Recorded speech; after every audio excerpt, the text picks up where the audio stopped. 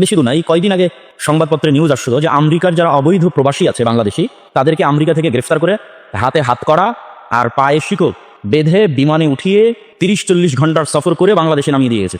এই 30-40 ঘন্টা পেশাব পায়খানা করতে দেওয়া হয়। তো এই যে মানুষের মধ্যে একটা আবেগ দাঁড়ানো যে আমাকে যে কোনো মূল্যে মিথ্যার আশ্রয় নিয়ে হলেও আমেরিকা ইউরোপ যেতে হবে, আবার তারা আমেরিকা ইউরোপে থাকতে দিবে না, এই জন্য এইভাবে বিতাড়িত করা।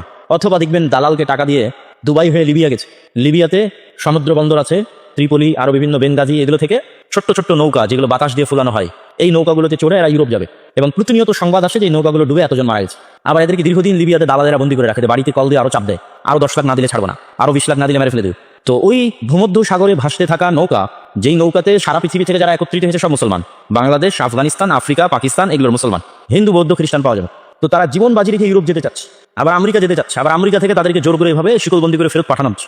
এটা পৃথিবীতে বসবাস করা দুইটা জাতির মাপ বুঝায় যে কোন জাতি কোন অবস্থায় আছে। আমেরিকা কোন লেভেলে আছে আর ইউরোপ কোন লেভেলে আছে আর মুসলমানেরা কোন লেভেলে আছে, এটার একটা প্রমাণ।